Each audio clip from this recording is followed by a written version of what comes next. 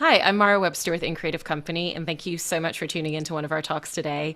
Today, we are joined by the wonderful co-directors of the movie Drunk Bus. We have John Carlucci and Brandon LaGanke. And I wanted to start by talking to you, Brandon, about a lot of the genesis of this film, because this is the two of you and your screenwriter coming together and really creating this concept. But a lot of it was also based on your personal genesis of having actually driven a bus around campus on the night shift for many years. And I was interested not just in terms of how that really framed a lot of the narrative structure that comes into play in the movie, but also how that really shaped a lot of the supporting characters in particular, because you have people like Pineapple, who was based on one of your actual friends who ended up playing the part in the movie. You have all the regulars that keep coming onto the bus that really add a lot narratively to the film as well. And so I was interested in how that really informed a lot of the creative choices that you both ended up making in the initial creation and structure of the film.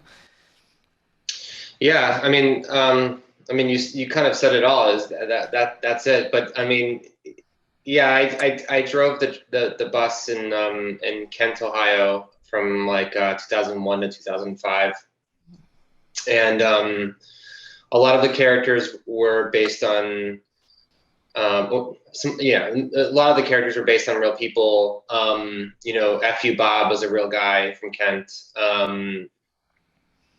Devo Ted was a kind of a mixture between a few real people and then some other, people were real. Obviously, Pineapple played himself, so he's the real guy. He was my security guard on the bus when I drove. So, that's the most like based on true shit, as the title in the beginning says, is really coming from. But yeah, I mean, when I moved to New York after that, and I met John, and we started working together. I would tell John about this concept and this sort of job that I had, and from there we built the story. And John brought a lot of his stories from college. Our screenwriter Chris Molinaro brought his stories from college. So we all kind of came together to build this. But the job itself, the location that it's based in, and the majority, a lot of the characters come from my experiences. And with Pineapple playing, character version of himself in the film, the two of you actually did a bunch of work with him over several months in the lead up to shooting to get him ready for filming it, and for him as well to feel comfortable with his performance coming in, because this was the first time that he was doing a role like this and doing a performance like this on screen. And what were some of the things that you were really working with him to finesse in terms of his performance and his character? Well, it was several years actually. From day one, Pineapple was attached. I think when we first started talking to him about being a part of this project, it was going to be like on a consultant level, like, oh, we want this, whoever the actor is going to be, we want him to hang out with you and maybe talk to him about the job and that kind of stuff. And the more we spent time with Pineapple, and Brandon has known him since college. I met him a few years back before we started this whole thing at a South by, because he's based in Texas. And we just quickly thought, how can we replicate this human being? Like, we have to just make this work somehow. So we got him an acting coach. And then we would do kind of, before Zoom was a thing, we would do Google Hangouts and like go through the script with him and work on this dialogue and figure out his vernacular. And he'd be like, well, I'd never say this. And we kind of shaped the character with him, because the film version of Pineapple is kind of a caricature version of himself, to kind of, for the narrative and for the comedy. So it was just a group effort on all of us. And even Charlie, kind of helped craft Pineapple a bit too, because he's a really smart and perceptive actor, and he was always setting Pineapple up to succeed because he knew the scenes very well, and he would kind of leave a path for him to sort of follow. And it was just a really awesome exercise because, as directors, someone like Charlie, you don't have to give him much. He gets it. He knows what he's doing. It was going to be a challenge for us to really get something out of an adult who's never really acted before. So you have to be very selective with your vocabulary, or you have to be very concise with what you're trying to extract out of him for a scene and to emote. And it was an awesome experience. We also learned that he, well, in real life, Pineapple is very monotone. He's just like, the way he talks is very monotone. And more so John really wanted to get him. I think that's what John was saying about a caricature of himself, because we wanted to kind of bring it for audiences a little bit higher, a little bit more, a little bit emote more, and bring out more of a personality than this very monotone. I think audiences would have just been like sleepy from watching that. But one thing we learned after shooting with him, though, is we learned that he was predominantly like the first or second. We got maybe like the first or second takes were like his best, and then he would kind of slowly get like less like on. You know what I mean? So like we knew pretty early on that What's that? The word is worse. I didn't want to say that, but I'll say it. Cut that out. Edit. Yeah. But yeah, but that was a challenge. So like we realized that we're like, all right, we really got to get him in the first or second take. You know, I think he actually got better as more, you know, day 13, day 14 or whatever. He was just in a zone and he was just doing it. But like in the beginning, we definitely had to like be cautious of that. Yeah, I think he got used to the routine and working with a team and working with other actors and performers. And, you know, that's a great thing about working with actors, is that you're kind of making a chemistry set and they all kind of influence each other and they can kind of enhance each other's performances if it's the right equation. And I think Pineapple got comfortable with, this, because it's not his profession. He pierces people and like runs business books. And I think once he got around the camp of, this is what we do for a living and we take pride in it and we love it, I think he got more and more comfortable with it. His piercings would also freeze in the cold, making it very hard for him to talk. Like they would actually be like, his mouth would be pure show. And like, I'm not really exaggerating that much, but just a little bit, just for, he was frozen. And with the character of Michael, played by Charlie Tahan, you've obviously got the exposition of his relationships and the interpersonal dynamics with all of the other characters in the film, because he's centralizing it. But there's so much internalization of his journey as well. And obviously, Charlie brings so much into his performance in that realm. But it also feels like that character was really shaped in that way, that we are exploring the internal side of the journey that he's going on just as much as the external. And so going back to the script development process, was there a challenge in figuring out how do we express this without being didactic and having to say, this is how he's feeling as a character, and finding a visual aesthetic that was really going to hone in and capture that? I don't think it was too difficult. I think once we got our first readable draft, we did, story time. We read it aloud to each other, and we would kind of get in character and kind of check scenes by, well, wait a second, Michael just went through this 2 scenes ago. There's no way he would feel this way now. Like, this needs to be heavier. Or, creating this character in a world that was already very drab and repressive, of working vampiric hours in the winter, which we knew would that was going to set our visual palette.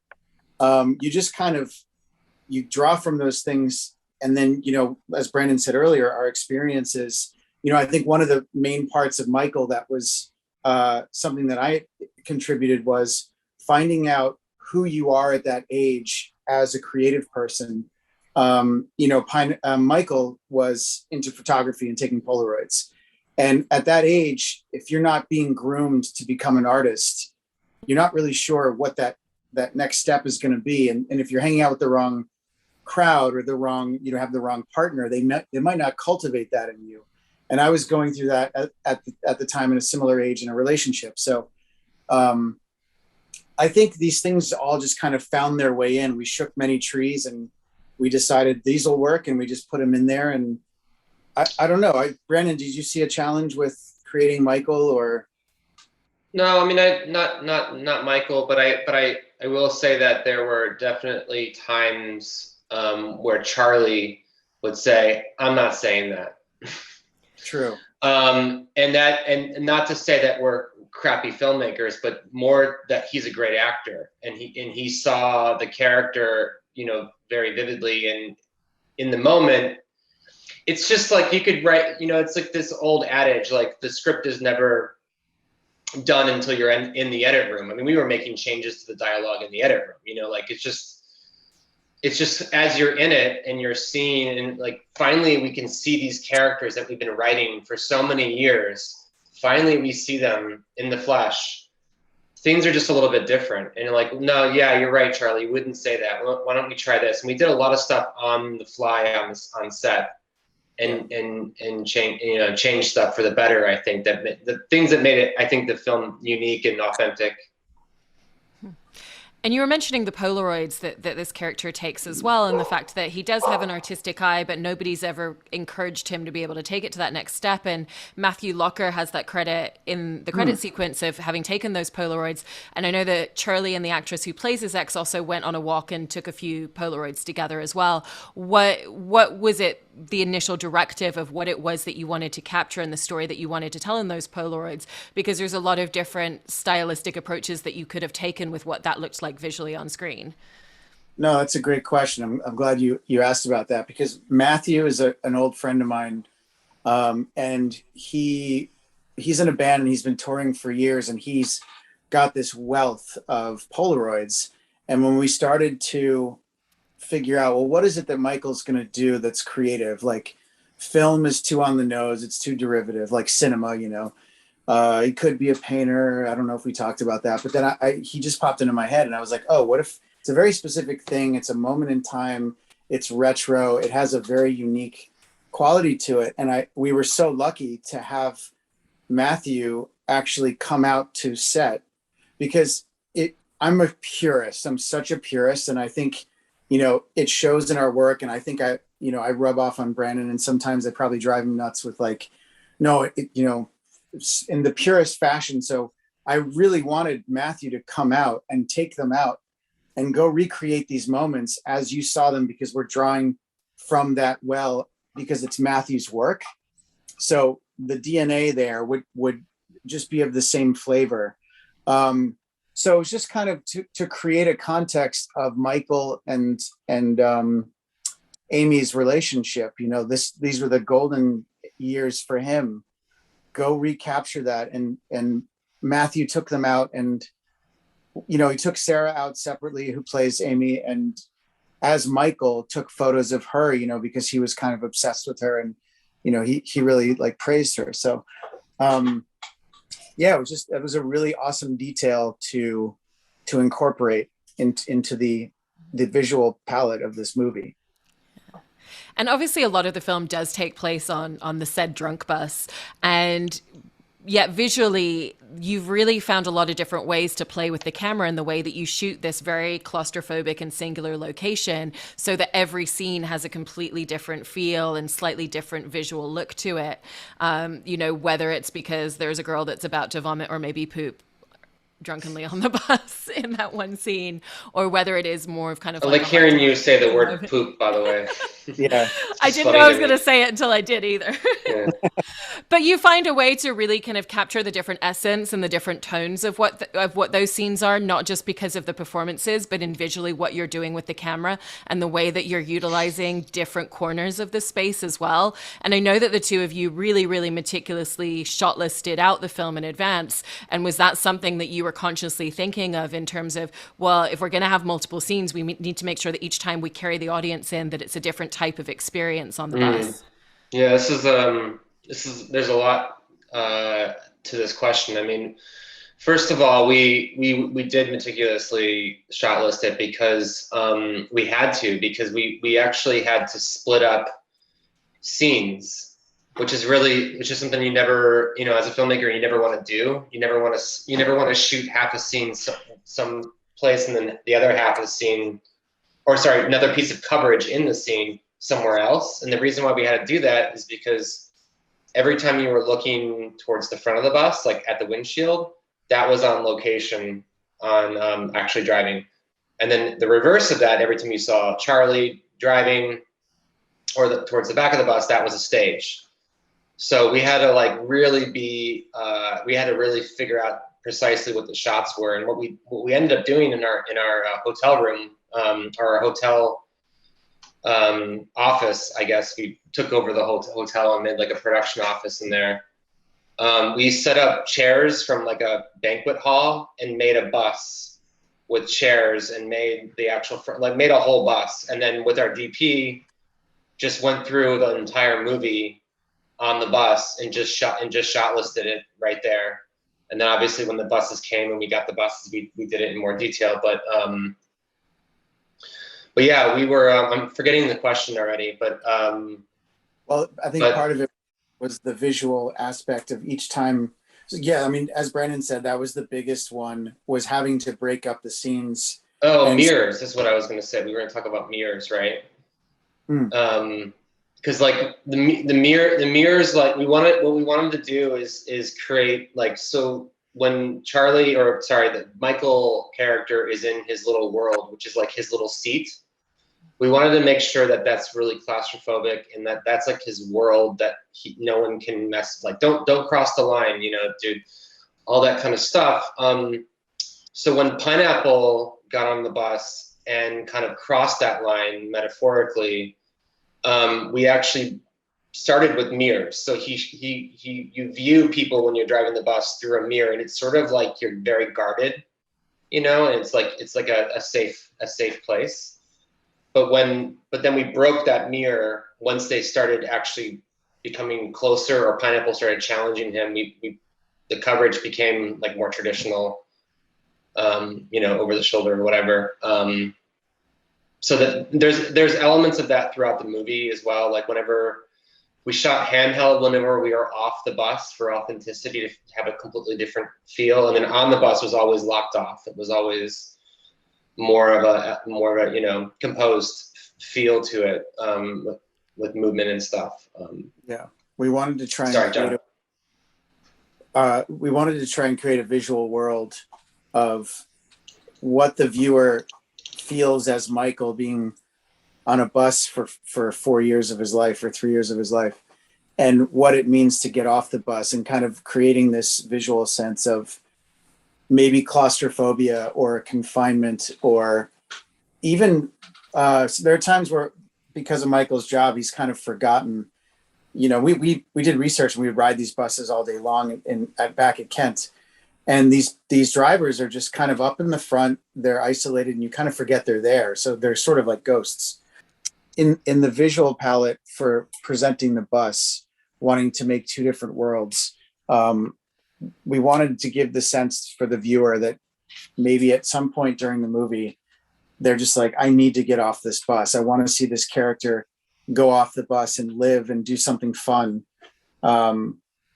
And that goes back to the handheld versus locked off. And, you know, even with lensing, I think sometimes I think there's only one shot in the movie where we're actually, other than the bus moving past camera, that we're actually seeing Charlie through the glass, which is at the end. Most of it, like everything's inside the windshield, or we're always contained to the bus, just to create that sort of claustrophobic feel. And the film takes place in 2006. And what's really interesting about that it is a time period piece, but it is still fairly recent. So it's a lot more nuanced, you know, than when we're watching something in like the 20s or the 70s. Mm-hmm. You know, but there's still a lot of key visual elements, like the phone that he uses, you know, the technology, the way that influences certain communication. You know, he doesn't know what his ex has been up to, because back in those days, there wasn't this influx of social media. And so I was interested in how that influenced certain details in the way that you shaped the story and the dynamic between these characters with their communication, but also some of the really nuanced small details that allowed you to tell visually, whether it is technology or even down to a lot of the elements of costume, where you can just make little tweaks to things that really reference back to that time period. Well, initially, the reason why we had it set in 2006 is not because like that's the time that, or roughly around the time that I was there, but it's because the drunk bus is actually kind of an obsolete route nowadays with Uber and Lyft. So we were like, that doesn't really It's not really. But then as we got on that train of thought, we were like, oh, but actually it's also could be an interesting time period. Like we referenced like Lady Bird, you know, Lady Bird was an interesting time that I just thought was really cool because like not many movies exploited that time period. It's always like 90s or 80s or current day. So that was cool. And then as we started getting more and more into it, we started thinking, oh, what about the music? What could the music be at this time period? And then we talk about it's T9 texting. That's really interesting for a graphic. That T9 is like the old school, like you have to go to get to C, you have to go through A to B, you know? So it just opened up this whole other world of like possibilities to really create like a unique world. And wardrobe was a big deal too. Like that was every department that we talked to, art, costume, hair, everything was way more fun than current day script because it was like we had specific references and stuff.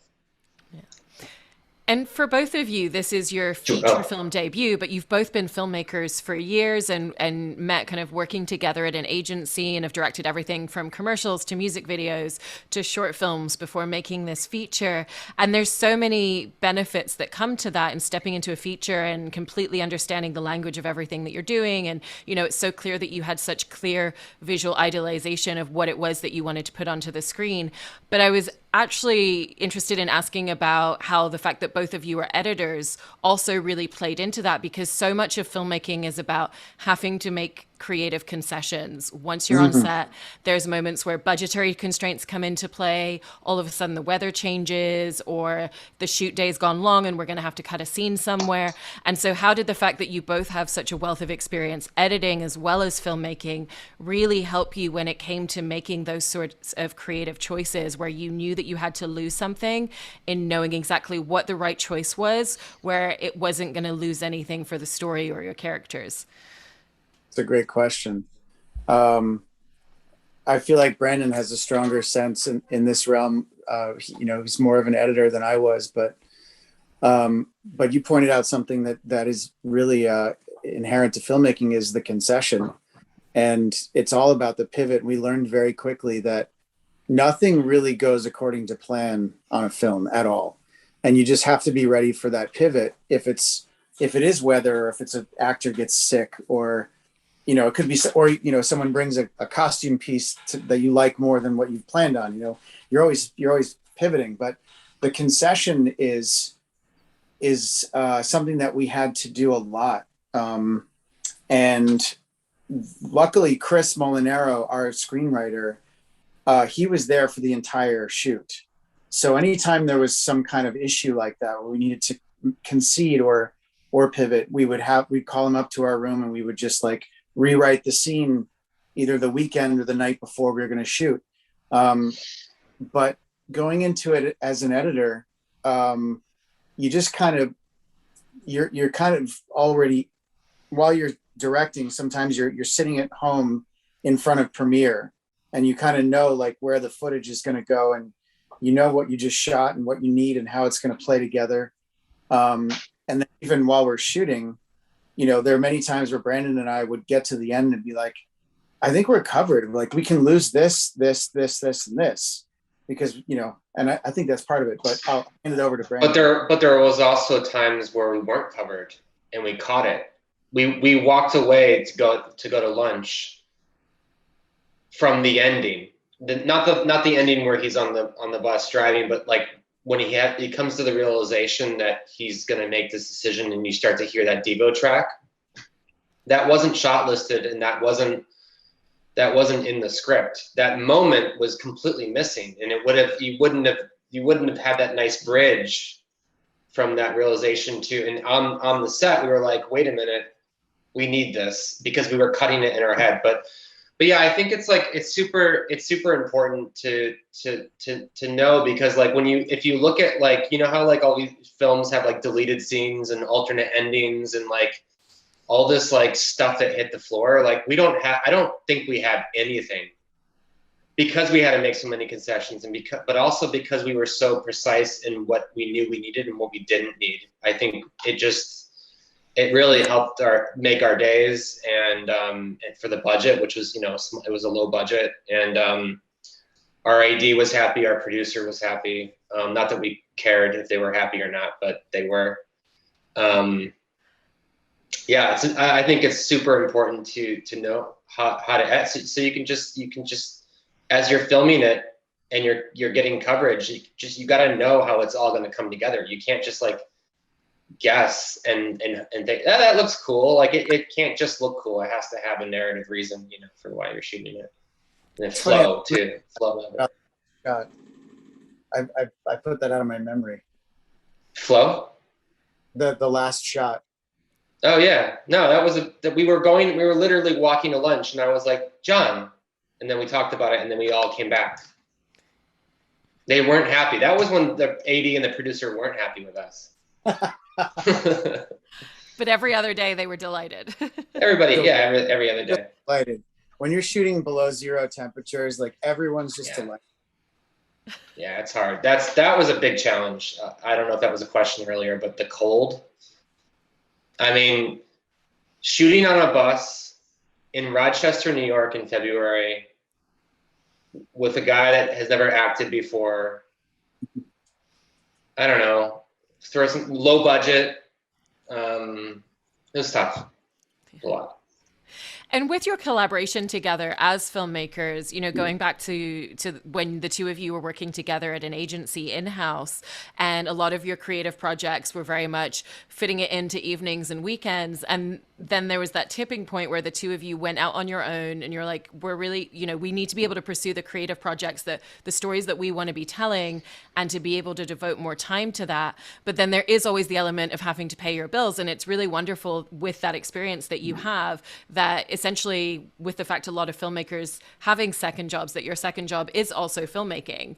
And I wanted to ask you both about that moment and that tipping point and the conversations that you were having with each other when you were making that decision to step out of the safety net of still being able to do filmmaking, having a little bit of time to do things on the side, to really shifting this over into something that was much more focused on the stories that you wanted to be telling and the things that were really going to fuel your passion a little bit differently.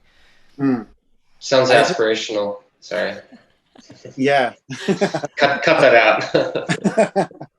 In theory, we're supposed to have a job that provides but the commercial game isn't always as prosperous as you want it to be. But as you said, the great thing about it is whenever we're out shooting a commercial, we're always practicing and we're always learning stuff or trying new toys or trying new techniques. And it is or meeting new people. Yeah, totally. New crew members that we want to have a part of our family. I think the tipping point for us was drone boning. It just got to a point where we were both working full-time jobs and we were having to take days off, like PTO, just to schedule press that we were getting. And that was kind of a cool feeling where it's like, wow, we actually made something that people are responding to. I don't know, my whole life I've kind of been a freelance art person, so I'm very used to that world. So I didn't really have a hard time going back into the freelance pool and just focusing on something that's personal and creative. I think, I think we came from different backgrounds in that sense. So I was a little more comfortable with it, but I mean, we still have these conversations of like, okay, maybe we go back in and we have a full-time job again because, yeah. So, I don't know, Brandon, over to you. It is tough. It's like, I don't think many people only direct. I think there's very, very, very, very few people that only, or write and direct, just that only make movies, that only make, that's a privileged thing, independent movies. But I think commercials, as John said, definitely help. I personally really like them because it's like you're in and out, it's quick, and you learn so much and you sharpen your tools and you meet new people and you make a little bit of money and it's great. But like, I think, ultimately what we want to be doing is writing, directing TV shows, movies, and really getting into this entertainment space, because I think this is, having done both, I think this is just, telling stories is just more what we want to do, and it's how we approach our commercial work. We always try to bring good storytelling to commercials, because I think that actually is, if you look at the commercials, those are the best ones. Those are the best ones that actually get attention beyond like ad week. Sorry, did I answer that? I don't know.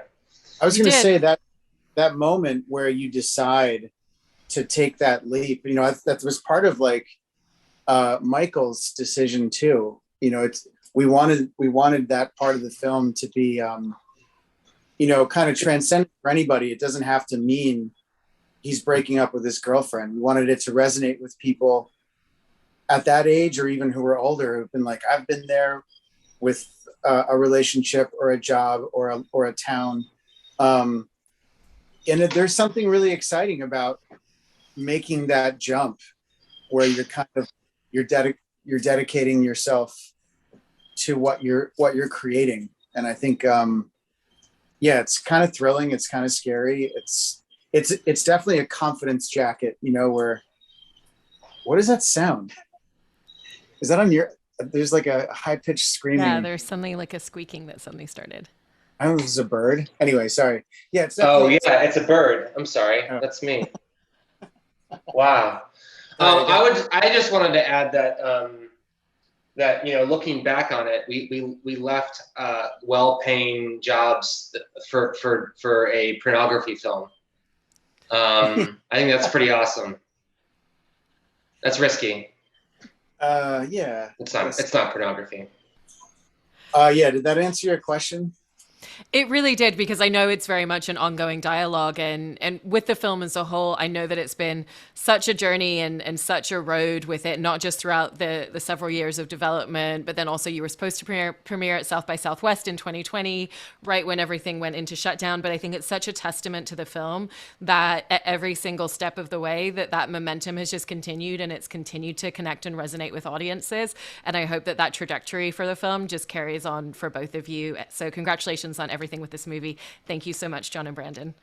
Thank you so much. This was great. This is a really awesome interview. Thank you. Hopefully it gets bigger now that, once it becomes available to more people. We can't say where that will be, but soon it will be available to everybody. Hopefully it gets bigger than it is now. Can't wait. Thank you so much.